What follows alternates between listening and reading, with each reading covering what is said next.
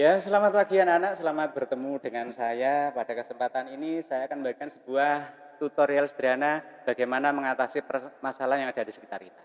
Nah, permasalahan apa itu? Nah, salah satu permasalahan yang ada di Indonesia ini adalah permasalahan sampah, ya. Mengapa saya katakan permasalahan? Karena sampai dengan saat ini Indonesia dikatakan sebagai negara dengan penghasil sampah nomor 2 sedunia.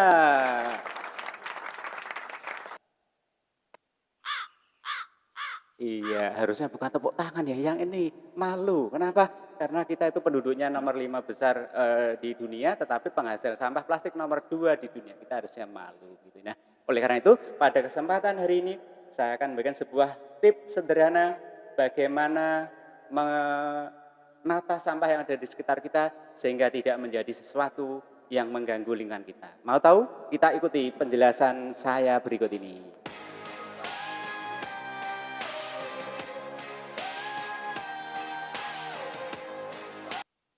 Nah, yang diperlukan sederhana ya, anak-anak bisa perhatikan ini di depan saya ada sebuah botol mineral kosong, tidak saya cantumkan labelnya karena nanti saya dikira promosi ya. Saya lepas tadi, kemudian alat-alat apa alat kadarnya saja, ini hanya ranting pohon saja ya. Kemudian ini yang bisa anak-anak lihat adalah, oh apa ini?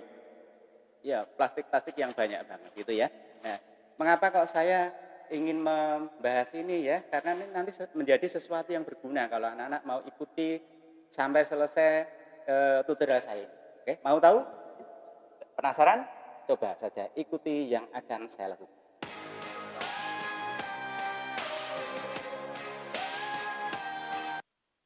Oke ya, pertama-tama yang perlu anak-anak tahu bahwa tujuan video ini saya buat adalah semata-mata untuk keperluan bagaimana kita menjadi orang yang bijak mengelola sampah. Karena sampah itu bukan sesuatu yang harus dibuang, tetapi harusnya bisa kita manfaatkan, kita kelola dengan cara yang bijak supaya nanti bisa menjadi sesuatu yang bermanfaat. Ya, nah, oke, baik. Eh, Langkah-langkahnya bagaimana supaya ini menjadi sesuatu yang berguna ya. Di sini saya sudah siapkan contoh ya, ini contoh saja. Ini adalah plastik yang cukup besar ya. Kemudian ini ada plastik-plastik kecil dan saya yakin ini di rumah anak-anak juga banyak yang seperti ini ya, mungkin bahkan juga macam-macam ya. Ya, ini saya ambil contoh saja. Oke, baik. Caranya sebenarnya ada dua. Kalau anak-anak ingin menjadikan botol plastik ini menjadi tempat sampah dengan multi warna, ya cukup sederhana. Ini langsung kita pilin-pilin, kita masukkan, kita satu persatu ya, kemudian kita tekan-tekan, maka jadilah semua sampah masuk ke sini. Tetapi saya pada kesempatan ini akan mencobakan cara berbeda yang mungkin di tempat lain sudah dilakukan, tapi caranya mungkin nggak seperti saya. Yang kali ini saya lakukan adalah bagaimana supaya botol ini nanti akan berubah warna menjadi satu warna saja, tidak menjadi warna-warni tapi satu warna saja. Nah, mengapa saya pakai warna merah? Karena ini adalah hari menjelang hari kemerdekaan 17 Agustus, saya pakai merah gitu ya. Mungkin nanti lain waktu saya pakai putih sehingga nanti akan dihasilkan warna merah dan putih yang banyak. Oke, mau tahu kita ikuti video step cara membuatnya.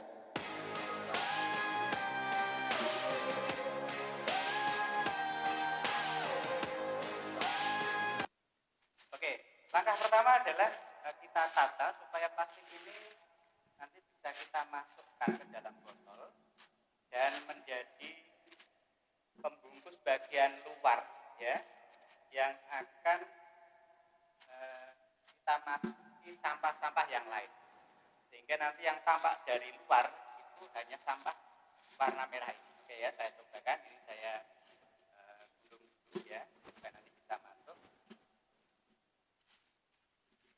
Mungkin ini agak repot ya, berbeda dengan apabila kita langsung masukkan sampah satu persatu ya, tanpa kita tata dulu. Tapi ini agak repot, tapi nanti hasilnya mungkin tadi saya katakan bisa menghasilkan satu warna yang kita inginkan ya. Ingin warna merah ya, ini yang bagian luar ini kita letakkan sebagai pembungkus plastik-plastik yang lain. Ingin warna yang putih juga bisa ya, dan sebagainya. Oke ya, seperti ini baru bagian awal saja setelah tadi kita pilih ya. Nah, tentu kita harus berupaya bagaimana bisa memasukkan sampah-sampah yang lain supaya bisa masuk ke dalam. Ya, maka saya butuh alat pembantu ya. Ini apa? Ranting pohon saja saya masukkan ke dalamnya. Ini tujuannya adalah untuk membuka ruang di dalamnya, sehingga nanti sampah-sampah lain yang kita hasilkan itu bisa masuk di dalam. Oke, kita coba saja ya. Ini agak susah karena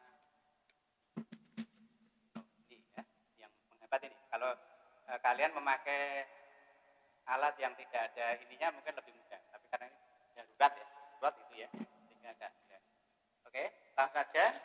Ini semua sampah langsung bisa kita masukkan secara bebas saja seperti ini ya. Bahkan tidak hanya plastik.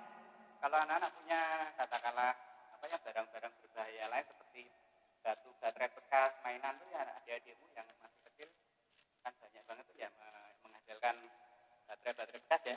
Bisa saja masukkan dalam untuk mempercepat ini penuh gitu kan. Oke, contohnya ini ya. Ini semuanya masuk ke dalamnya dengan warna tetap merah. Ya, tetap merah. Oke, ini saya taruh di atas meja nggak apa-apa ya. Pada sampah nggak apa-apa, nanti jadinya bersih. Ya, semua kita masukkan setelah ini. Tentu saja ini tidak akan memenuhi karena perlu anak-anak tahu ini satu botol ini mungkin kalau kita isi plastik yang tadinya mungkin kalau masih kosongan plastik, botol plastik ini beratnya hanya beberapa gram, tapi nanti setelah kita isi plastik bisa memuat mungkin hampir 1 kilogram kan gitu. Jadi bisa dibayangkan kalau setiap orang melakukan hal yang sama ya, maka nanti tidak akan ada sampah plastik yang perlu dibuang. Ya. Mungkin anak-anak sampai di sini ada penasaran mengapa plastik kok disimpan dengan cara seperti itu atau kenapa enggak dibakar saja? Ya, ini kan kita berbicara tentang kepedulian kita terhadap lingkungan. Kan? Nah, kalau kita punya kepedulian terhadap lingkungan, maka sampah yang kita bakar itu kan bisa mencemari lingkungan ya, menghasilkan gas yang berbahaya untuk lingkungan, mencemari udara dan sebagainya. Demikian juga kalau kita buang di luar, bapaknya nanti kalau terkena hujan menjadi susah dibakar dan sebagainya, itu yang menjadi konsumsi. Nah, ini baru sedikit.